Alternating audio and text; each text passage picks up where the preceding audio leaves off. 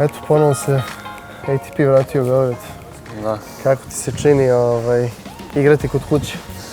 Da, mislim, to mi je posebno zadovoljstvo. Eto, druga godina za redom da ću moći da igram u Beogradu.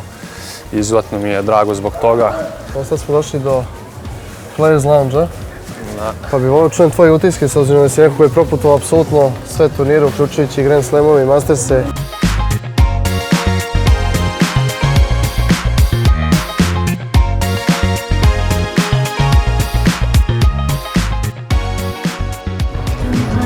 Jednu rundu? Može. Ajde da sad probamo.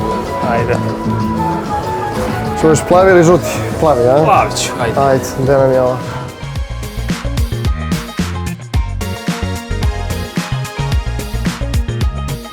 Ovo je sad Mnogo na loše život igram. ili smrt. To je to, 1-1.